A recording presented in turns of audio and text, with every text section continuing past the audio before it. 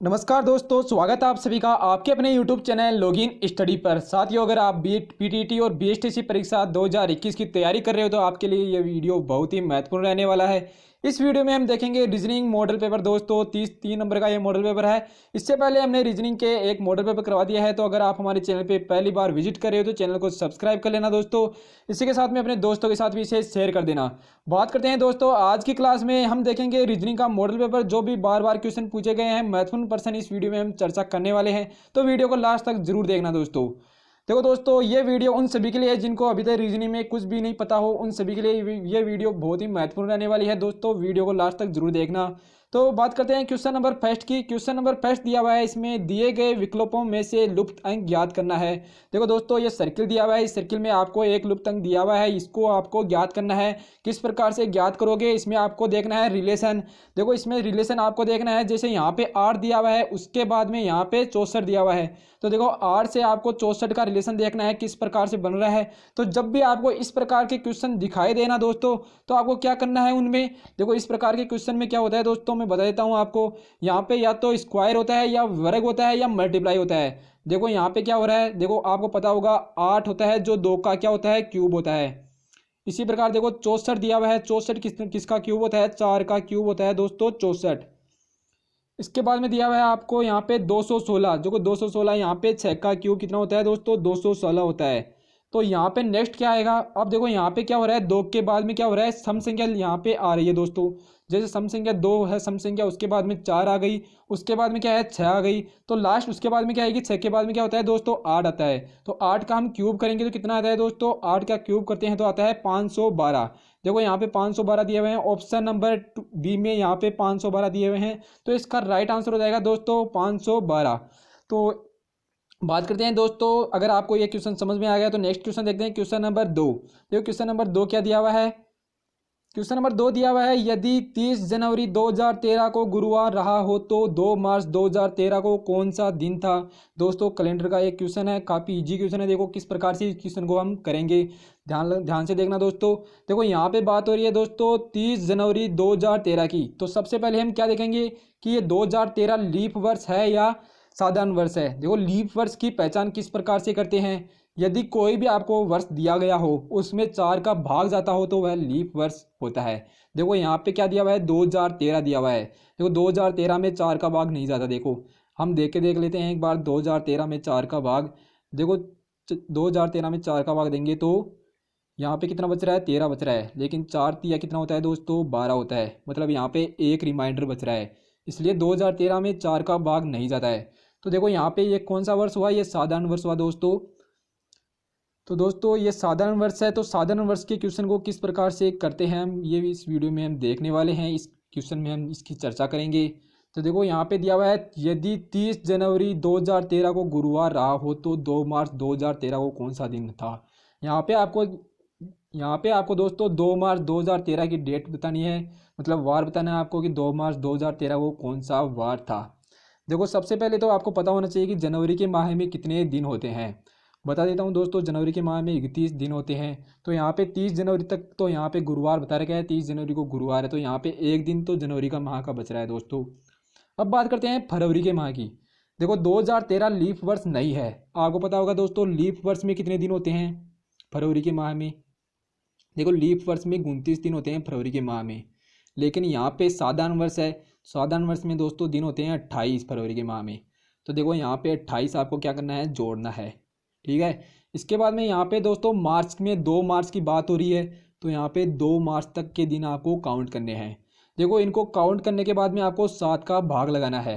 जब भी इनमें 7 का भाग लगाएंगे तो देखो कितना आ रहा है इनका आंसर, 28 और 2 30 और 1 31। देखो दोस्तों 31 में आपको 7 का भाग लगाना है। 31 में आपको 7 का भाग लगाओगे तो कितना आएगा दोस्तों, इसमें आपको रिमाइंडर देखना है। देखो हम बात कर रहे थे 31 में 7 का भाग लगा रहे थे, और 31 में 7 का भाग लगाएंगे तो देखो रिमाइंडर देखना है। आपको पता है 7 चौक कितना होता है, 28 होता है। तो इसमें कितना शेष बच रहा है दोस्तों, 3। इसमें कितना बच रहा है, शेष बच रहा है। तो देखो जो भी शेष बचता हो उसको हम जोड़ेंगे इस वाले वार में, इस वाले वार में उसको जोड़ेंगे। तो देखो गुरुवार के बाद में 3 दिन बाद में कौन सा वार होगा।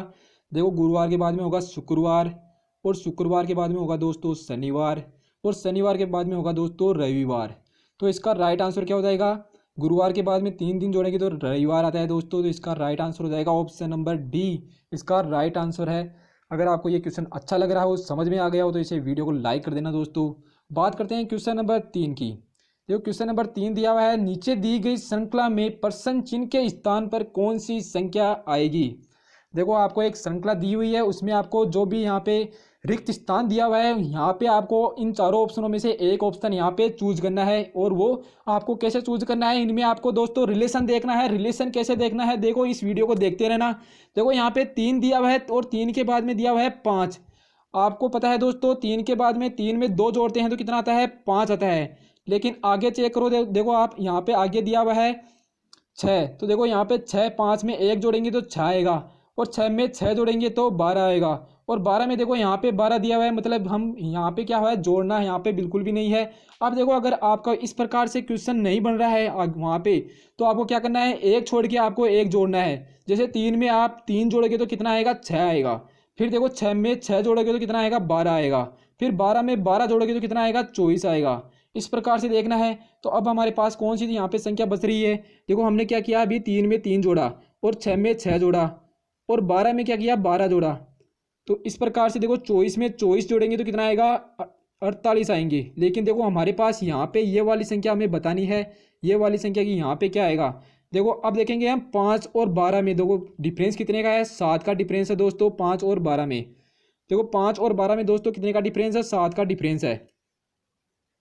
तो 12 और 7 कितने हो जाएंगे दोस्तों, देखो यहाँ पे 7 का डिफरेंस लिया तो यहाँ पे भी हम 7 का ही डिफरेंस लेंगे। तो 12 और 7 कितने हो जाएंगे, 12 में प्लस 7 करेंगे तो हमारे पास इसका आंसर आ जाएगा 19। देखो 19 कौन से ऑप्शन में दिया हुआ है, ऑप्शन नंबर ए में 19 दिया हुआ है दोस्तों। तो इसका राइट आंसर हो जाएगा 19। अब देखो इसका आपको चेक करना है कि 19 के बाद में आप 7 जोड़ोगे तो कितना आएगा। देखो 19 में 7 जोड़ोगे तो कितना आएगा, 26 आएगा दोस्तों। और 26 यहाँ पे दिया हुआ है, मतलब इसका राइट आंसर हो जाएगा ऑप्शन नंबर ए, इसका राइट आंसर हो जाएगा दोस्तों। तो इस प्रकार से आपको क्वेश्चन नंबर 3 को करके आना है। अब बात करते हैं नेक्स्ट क्वेश्चन की। क्वेश्चन नंबर 4 दिया हुआ है, एक चींटी 3 मीटर चलती है और फिर 4 मीटर ऊंचे एक वर्ष पर चढ़ती है, तो वह अपने मूल स्थान से कितनी दूरी पर है। देखो इस क्वेश्चन को आपको किस प्रकार से करना है, ये सामान्य गणित का क्वेश्चन है दोस्तों। रीजनिंग में सामान्य गणित के क्वेश्चन भी पूछे जाते हैं। देखो किस प्रकार से इस क्वेश्चन को आपको करना है।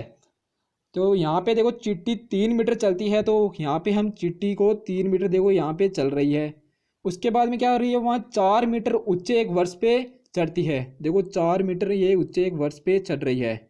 तो देखो यहाँ पे आपको एक समकोण त्रिभुज बन रहा है दोस्तों। और आपको पता होगा समकोण त्रिभुज बन रहा है, तो देखो यहाँ पे आपको ये चिट्टी अपने मूल स्थान से कितनी दूरी पे तो है। तो दोस्तों देखो समकोण त्रिभुज के बन रहा है, तो यहाँ पे ये क्या हो जाएगा, कर्ण हो जाएगा दोस्तों। और आपको एक फॉर्मूला पता होगा दोस्तों कर्ण का, देखो कर्ण स्क्वायर इक्वल क्या होता है, आधार स्क्वायर प्लस लंब स्क्वायर होता है।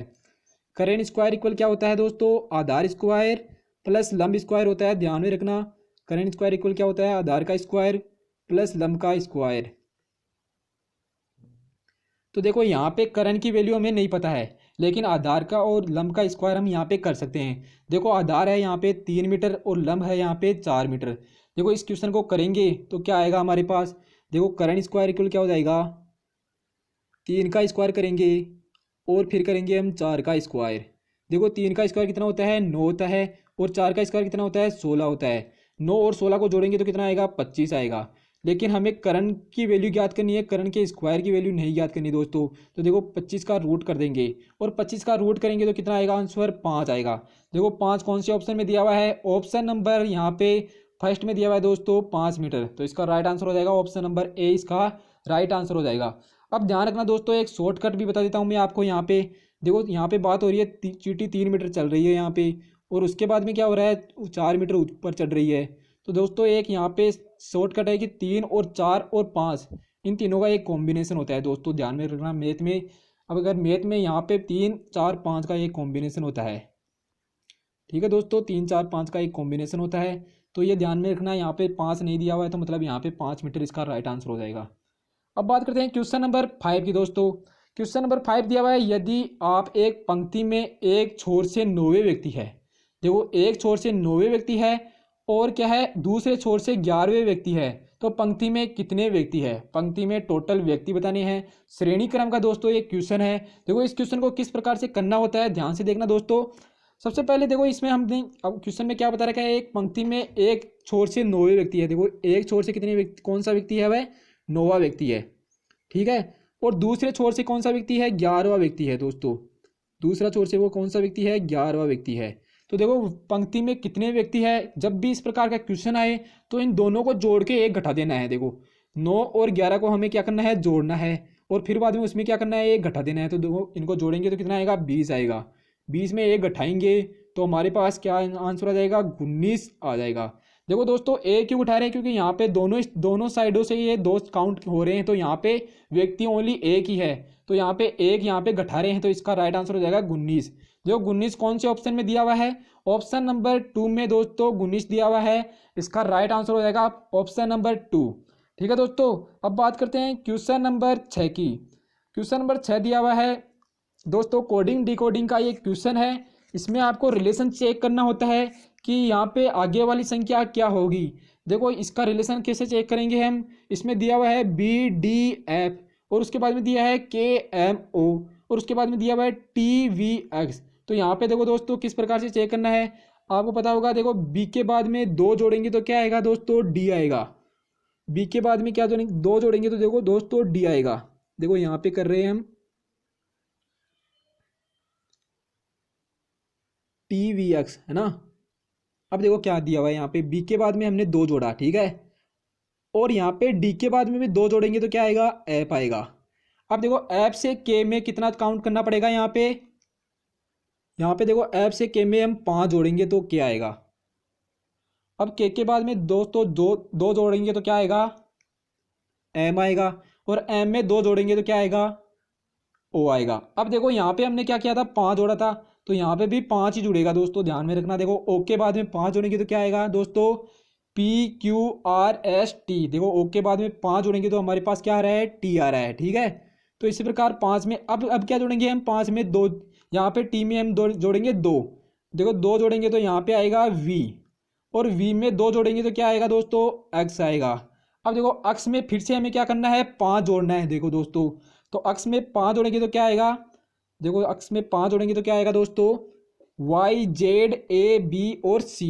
देखो अक्ष में हम जोड़ेंगे दोस्तों 5, और 5 जोड़ेंगे तो क्या आएगा, C आएगा। अब आपको चेक करना है कि ऑप्शन में कहीं पे C दिख रहा है कि यहाँ पे फर्स्ट ऑप्शन में दोस्तों C दिया हुआ है। तो देखो हम इसकी चेक कर लेते हैं। वैसे तो इसका राइट आंसर हो जाएगा ऑप्शन नंबर फर्स्ट, लेकिन चेक कर लेते हैं, आपके लिए बता देता हूँ दोस्तों। अब क्या करेंगे इसमें हम, देखो अब हमने इसमें क्या करेंगे दोस्तों, हमने इसमें क्या है कि अक्ष के बाद में हमने क्या जोड़ा है, इसमें अक्ष में दोस्तों इसको हमने जोड़ा है 5। देखो 5 जोड़ेंगे तो कितना आएगा, YZAB और C। अब जोड़ेंगे दोस्तों इसमें हम C में हम जोड़ेंगे 2। देखो C में 2 जोड़ेंगे तो क्या आएगा, D और E आएगा। E में दो जोड़ेंगे तो क्या आएगा, F और G, मतलब CEG इसका राइट आंसर हो जाएगा। ऑप्शन नंबर फर्स्ट में CEG दिया हुआ है दोस्तों। इस प्रकार से इस क्वेश्चन को करके आना है आपको। देखो क्वेश्चन काफ़ी इजी है, बस समझने का इसमें थोड़ा बहुत आपको देखना पड़ेगा कि किस प्रकार से क्वेश्चन को किया जाता है।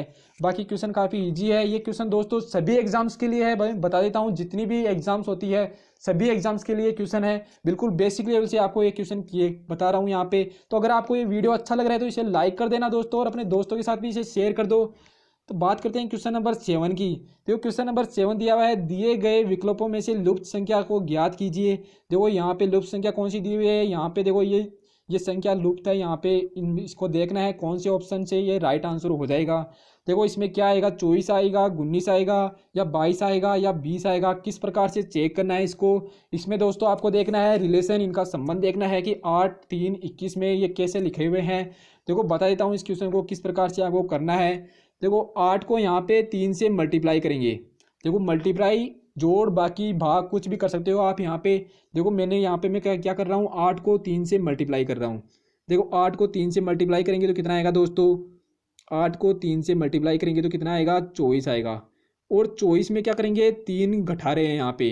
देखो 24 में 3 घटा रहे हैं तो कितना आएगा दोस्तों, 21 आ रहा है। तो आपको यहाँ पे दोस्तों क्या करना है, देखो सबसे पहले क्या करना है, यहाँ पे 8 में 3 को मल्टीप्लाई करना है, और फिर बाद में क्या करना है, 3 घटाना है। इसी प्रकार देखो क्या क्या आएगा, नेक्स्ट वाली बताता हूँ मैं आपको। देखो नेक्स्ट दिया हुआ है 6 में 6 को मल्टीप्लाई करना है आपको 5 से, ठीक है। अब क्या करना है, 5 यहाँ पे घटाना है। देखो सबसे पहले मल्टीप्लाई करते हैं तो कितना आएगा इसका, 30 आएगा। अब 30 में से 5 घटाएंगे तो कितना आएगा, 25 आएगा। इसी प्रकार देखो 12 को 2 से मल्टीप्लाई करेंगे तो कितना आएगा दोस्तों, 24 आएगा।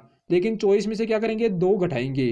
24 में से 2 घटाएंगे तो कितना आएगा, 22 आएगा। देखो 22 कौन से ऑप्शन में दिया हुआ है, ऑप्शन नंबर सी में दोस्तों 22 दिया हुआ है। इसका राइट आंसर हो जाएगा ऑप्शन नंबर सी। अब बात करते हैं क्वेश्चन नंबर नेक्स्ट की। क्वेश्चन नंबर नेक्स्ट दिया हुआ है, दी गई आकृति की दर्पण छवि बताना है आपको।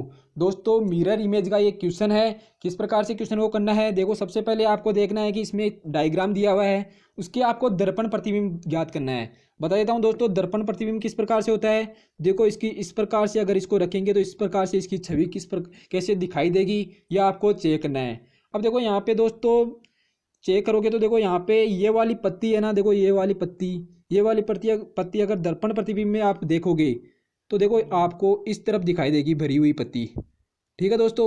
अब देखो आपको डायग्राम में देखना है, ऑप्शन में देखना है कि किस ऑप्शन में ये पत्ती इस तरफ है भरी हुई पत्ती। देखो ऑप्शन नंबर ए में तो इस साइड है, ठीक है, इस साइड है। ऑप्शन नंबर बी में दोस्तों जरूर इस साइड दिया हुआ है, और ऑप्शन नंबर सी में दोनों पत्तियां दोस्तों खाली दी हुई है, और ऑप्शन नंबर डी में दोनों पत्तियां अलग दी हुई है। तो मतलब इसमें राइट आंसर हो जाएगा ऑप्शन नंबर 20 का दोस्तों राइट आंसर हो जाएगा। इस प्रकार से आपको ये क्वेश्चन चेक करना है, और जिससे कि आपका टाइम भी दोस्तों बच जाएगा, ठीक है। अब बात करते हैं क्वेश्चन नंबर 9 की, तो इसका राइट आंसर हो जाएगा ऑप्शन नंबर 2। अब बात करते हैं क्वेश्चन नंबर 9 की। क्वेश्चन नंबर 9 में क्या दिया हुआ है दोस्तों, सर्वाधिक अनुकूल और अर्थपूर्ण अनुक्रम को आपको सजाना है। यहाँ पे मतलब आपके दिमाग से इस क्वेश्चन को करना है दोस्तों। सबसे पहले बता देता हूँ, आपका इसमें दिमाग काफ़ी इंपॉर्टेंट है कि आपको अपने दिमाग से ये क्वेश्चन करना है। देखो सबसे पहले क्या करोगे आप, इसमें ऑप्शन दिया हुआ है चाबी, सेकंड ऑप्शन दिया हुआ है दरवाज़ा, थर्ड ऑप्शन दिया हुआ है ताला, और फोर्थ ऑप्शन दिया हुआ है कमरा, और 5 ऑप्शन दिया हुआ है इसमें स्विच ऑन। मतलब समझ गए होंगे दोस्तों इसमें क्या करना है। जैसे सबसे पहले आप क्या करते हो, चाबी को लेके ताला खोलते हो। तो देखो सबसे पहले आप क्या करते हो दोस्तों, बताता हूँ। चाबी को लेके आप क्या करते हो, ताला खोलते हो। मतलब सबसे पहले आप क्या करोगे, फर्स्ट काम करोगे, ठीक है। फर्स्ट काम करने के बाद में क्या करोगे, आप ताला खोलोगे। मतलब ताला दिया हुआ है थर्ड ऑप्शन में, ठीक है। ताला खोलने के बाद में क्या करोगे, आप दरवाजे को खोलोगे। देखो दरवाजे यहाँ पे दिया हुआ है सेकंड ऑप्शन में। दरवाजे के खोलने के बाद में आप क्या करोगे, कमरे में एंट्री करोगे। देखो कमरे में एंट्री करने का यहाँ पे ऑप्शन दिया हुआ है ऑप्शन नंबर 4। और एंट्री करने के बाद में आप क्या करोगे, यहाँ पे स्विच ऑन करोगे। देखो स्विच ऑन दिया हुआ है ऑप्शन नंबर 5। तो देखो ये ऑप्शन किस ऑप्शन में दिया हुआ है, ऑप्शन फर्स्ट में दोस्तों ये आपको ऑप्शन मिल जाएगा। तो इसका राइट आंसर हो जाएगा ऑप्शन नंबर फर्स्ट, इसका राइट आंसर हो जाएगा दोस्तों। समझ में आ गया होगा, काफ़ी इजी क्वेश्चन है, इसको आपको अपने दिमाग से करके आना है। तो अब बात करते हैं क्वेश्चन नंबर 10 की। देखो क्वेश्चन नंबर 10 दिया हुआ है, यदि किसी भाषा में रबड़ को बक्सा और बक्सा को पेंसिल और पेंसिल को क्या कह रहा है, शॉर्पनर कह रहे हैं, और शॉर्पनर को बैग कहा जाए तो एक बच्चा किस चीज़ द्वारा लिखेगा। दोस्तों ये भी दोस्तों क्वेश्चन काफ़ी अच्छा क्वेश्चन है। इस प्रकार के क्वेश्चन भी एग्जाम में पूछे जाते हैं। देखो बच्चा किस चीज़ द्वारा लिखेगा, ये क्वेश्चन दिया हुआ है। आपको भी पता होगा दोस्तों, शॉर्पनर पेंसिल से लिखा जाता है, पेंसिल से लिखा जाता है। लेकिन यहाँ पे देखो पेंसिल को क्या बोल रहा है, देखो यहाँ पे पेंसिल को बोल रहे हैं शॉर्पनर। तो मतलब यहाँ पे इसका आंसर क्या हो जाएगा दोस्तों, शॉर्पनर इसका आंसर हो जाएगा। क्योंकि यहाँ पे दिया हुआ है कि पेंसिल को, देखो यहाँ पे पेंसिल को शॉर्पनर कहा जाता है। तो इसका राइट आंसर हो जाएगा दोस्तों शॉर्पनर। देखो शॉर्पनर कौन से ऑप्शन में दिया हुआ है, ऑप्शन नंबर 4 में शॉर्पनर दिया हुआ है। तो राइट आंसर हो जाएगा ऑप्शन नंबर 4 दोस्तों। अब बात करते हैं क्वेश्चन नंबर 11 की। देखो क्वेश्चन नंबर 11 क्या दिया हुआ है, क्वेश्चन नंबर 11 है दोस्तों, लुप्त संख्या को चुनिए। यहाँ पे दिया हुआ है 6 और 4 से दोस्तों 52 बना रहा है। यहाँ पे देखो नीचे अगर बड़ी संख्या हो तो मतलब ऊपर वाली दोनों संख्याओं को जोड़ बाकी गुना भाग या इनका वर्ग या क्यूब करने पे नीचे वाली संख्या आती है। दोस्तों ध्यान में रखना ये बात। देखो 6 को 4 से मल्टीप्लाई करेंगे तो कितना आएगा, 24 आएगा। लेकिन यहाँ पे दिया हुआ है 52, मतलब यहाँ पे मल्टीप्लाई नहीं करना है। अब बात करते हैं 6 का स्क्वायर और 4 का स्क्वायर को हम जोड़ेंगे। यहाँ पे देखो 6 का स्क्वायर कितना होता है, आपको पता है 6 का स्क्वायर होता है 36, और 4 का स्क्वायर कितना होता है, 4 का स्क्वायर होता है दोस्तों 16। देखो इनको जोड़ेंगे तो 6 और 6 12, और 3 1 4, और 4 में 1 हासिल की, मतलब 52 इसका आंसर आ रहा है। मतलब इसमें क्या करना है दोस्तों, 6 का हमें स्क्वायर करना है और 4 का हमें स्क्वायर करना है और दोनों को क्या करना है, जोड़ना है। जोड़ेंगे तो हमारे पास इसका राइट आंसर हो जाएगा 52। इसी प्रकार देखो 3 का स्क्वायर करोगे तो कितना आएगा, 9 आएगा दोस्तों। और 5 का स्क्वायर करोगे तो कितना आएगा, 25 आएगा। देखो 25 और 9 जोड़ोगे तो कितना आएगा, 34 आ रहा है यहाँ पे। तो मतलब नेक्स्ट वाली संख्या भी इसी प्रकार से हमें करना है। नेक्स्ट वाले में देखो 8 का स्क्वायर करेंगे तो कितना आएगा, 64 आएगा। अब देखो यहाँ पे ब्रैकेट में कोई संख्या दी हुई नहीं है, तो यहाँ पे आप कितने जोड़ोगे कि आपको यहाँ पे 68 आंसर आ जाए। देखो दोस्तों कितना जोड़ोगे, 4 जोड़ोगे। लेकिन 4 किसका स्क्वायर होता है, ये बात यहाँ पे इंपॉर्टेंट है दोस्तों। 4 किसका स्क्वायर होता है, 2 का स्क्वायर होता है 4। तो यहाँ पे इसका राइट आंसर क्या हो जाएगा, 2, जो कि ऑप्शन नंबर दोस्तों 4 में दिया हुआ है यहाँ पे 2। तो इसका राइट आंसर हो जाएगा ऑप्शन नंबर 4, इसका दोस्तों राइट आंसर हो जाएगा। ध्यान में रखना, काफ़ी इजी क्वेश्चन है। इस प्रकार का क्वेश्चन भी एग्जाम में काफ़ी बार पूछा गया है, ध्यान में रखना दोस्तों। अब बात करते हैं क्वेश्चन नंबर 12 की। तो क्वेश्चन नंबर 12 है क्लॉक से संबंधित क्वेश्चन है, घड़ी का क्वेश्चन है। देखना है, काफ़ी इंपॉर्टेंट क्वेश्चन है दोस्तों। तो किस प्रकार से इस क्वेश्चन को करना है, क्वेश्चन दिया हुआ है एक घड़ी में 4:30 हो रहे हैं, तो इससे दर्पण में देखा जाता है तो दर्पण में ये क्या समय बताएगी। ये क्वेश्चन है दोस्तों। अब मैं बता देता हूँ दोस्तों, इसका एक ट्रिक होती है कि दर्पण में टाइम देखने के लिए क्या किया जाता है। बता देता हूँ दोस्तों, दर्पण में टाइम देखने के लिए क्या करेंगे। देखो 4:30 की यहाँ पे बात हो रही है, तो जब भी आपको यहाँ पे टाइम 11 बजे से पहले का दिया हुआ हो, ध्यान में रखना दोस्तों मैं क्या बोल रहा हूँ यहाँ पे, जब भी आपको टाइम 11 बजे से पहले का दिया हुआ हो तो आपको किस में से घटाना है, 11:60 में से आपको दिया हुआ टाइम घटाना है। देखो यहाँ पे टाइम दिया हुआ है 4:30। देखो 4:30 को 11:60 में से आपको घटाना है। देखो घटाएंगे तो कितना आएगा इसका आंसर। देखो इसका आंसर आ जाएगा 0, 6 में से 3 करेंगे तो 3, और यहाँ पे इसका आंसर आ जाएगा 11 में से 4 घटाएंगे तो 7। देखो 7:30 इसका राइट आंसर हो जाएगा दर्पण प्रतिबिंब के लिए। तो ये तो हुआ दोस्तों कि मतलब 11 बजे से पहले का टाइम दिया हुआ हो तब आपको 11:60 में से घटाना है। लेकिन अगर मान लो आपको यहाँ पे 11:30 का टाइम दिया हुआ हो, यहाँ पे आपको 11:30 का आपको यहाँ पे टाइम दिया हुआ हो, तब आपको किस में से घटाना है, क्योंकि ये टाइम तो 11 बजे के बाद का हो गया। तब आपको दोस्तों 18:60 में से दिए हुए टाइम को घटाना है। जो भी टाइम दिया हुआ हो उसको 18:60 में से घटाना है। ये होता है दोस्तों दर्पण प्रतिबिंब का टाइम। तो देखो यहाँ पे हमारे पास कौन सा आंसर आ रहा है, 7:30 इसका आंसर आ रहा है, जो कि ऑप्शन नंबर दोस्तों 3 दिया हुआ है 7:30। तो इस प्रकार से इस क्वेश्चन को करना है। अगर वीडियो अच्छा लग रहा है तो दोस्तों वीडियो को लाइक कर देना। अब बात करते हैं क्वेश्चन नंबर 13 की। तो क्वेश्चन नंबर 13 है 7 जनवरी 2012 को सोमवार है, तो 7 जनवरी 2013 को कौन सा दिन होगा। तो ये क्वेश्चन है दोस्तों कैलेंडर का, और कैलेंडर के 1-2 क्वेश्चन हर एग्जाम में पूछे जाते हैं, तो क्वेश्चन को ध्यान से देखना क्या इसमें हम करेंगे। तो वो 7 जनवरी 2012 की बात हो रही है यहाँ पे, और मैंने पिछले वाले क्वेश्चन में बताया था कि जब भी आपको कैलेंडर का क्वेश्चन यहाँ पे दिया हुआ हो तो आपको देखना है कि उसमें लीप वर्ष है या साधारण वर्ष है। देखो लीप वर्ष का कैसे पता करेंगे हम, अगर दिए हुए वर्ष में 4 का भाग जाता है तो वह वर्ष लीप वर्ष कहलाता है। देखो यहाँ पे दिया हुआ है 2012, जिसमें कि दोस्तों 4 का भाग जाता है, तो ये मतलब ये लीप वर्ष है दोस्तों, ठीक है। 4 का भाग जाता है मतलब लीप वर्ष है। अब देखो बात करते हैं 7 जनवरी 2012 की बात हो रही है, उसको है सोमवार। तो 7 जनवरी 2013 को मतलब 1 साल बाद में कौन सा दिन होगा। जब भी दोस्तों इस प्रकार से क्वेश्चन दिया हुआ हो तो देखो लीप वर्ष की बात हो रही है, तो यहाँ पे आपको दिए हुए वार में क्या करना है, 2 जोड़ने हैं। 2 दिन जोड़ोगे तो देखो सोमवार में 2 दिन जोड़ोगे तो देखो मंगलवार, और मंगलवार के बाद में क्या आएगा, बुधवार आएगा। तो सोमवार में 2 दिन जोड़ोगे तो दोस्तों कौन सा वार आ जाएगा, बुधवार आ जाएगा। तो इसका राइट आंसर हो जाएगा दोस्तों बुधवार। देखो बुधवार दिया हुआ है ऑप्शन नंबर 2 में, इसका राइट आंसर मिल जाएगा। लेकिन दोस्तों अभी यहीं पे ये क्वेश्चन पूरा नहीं होता, इसके साथ में मैं आपको एक बात और बता देता हूँ। यहाँ पे तो दोस्तों 2012 की बात हो रही है, लेकिन मान लो यहाँ पे 2013 की बात हो कि 7 जनवरी 2013 को सोमवार है, तो 2013 को दोस्तों आपको देखना है कि 2013 लीप वर्ष है या साधारण वर्ष है। तो आपको पता चलेगा कि 2013 क्या है, साधारण वर्ष है दोस्तों। तो साधारण वर्ष में आपको किस प्रकार से करना है, साधारण वर्ष में दोस्तों दिए हुए वार में आपको ओनली एक ही जोड़ना है। जैसे अगला दिन जोड़ना है आपको, दिए हुए वार में अगला दिन क्या होगा, तो दिए हुए वार में अगला दिन हो जाएगा बाद में मंगलवार। तो ध्यान रखना दोस्तों, फिर से लिख देता हूँ यहाँ पे। देखो लीप वर्ष में क्या करते हैं, लीप वर्ष में क्या करते हैं, जो भी वार दिया हुआ हो उसमें क्या करेंगे, हम 2 जोड़ेंगे। और साधारण वर्ष में क्या करते हैं, साधारण वर्ष में बता देता हूँ दोस्तों, जो भी आपको वार दिया हुआ हो उसमें हम क्या करेंगे, 1 दिन ओनली जोड़ेंगे। ठीक है दोस्तों, ये जानकारी आपको पता होनी चाहिए, तभी आपका क्वेश्चन होगा। अब बात करते हैं क्वेश्चन नंबर 14 की। क्वेश्चन नंबर 14 दिया हुआ है, नीचे पासे के दिए गए चित्रों के आधार पर 3 के समूह कौन सा अंक होगा। देखो पासा का क्वेश्चन है, किस प्रकार से करना है। सबसे पहले तो बता देता हूँ दोस्तों, पासा में हमेशा 6 अंक होते हैं, 6 अंक पासा में होते हैं, ये ध्यान में रखना।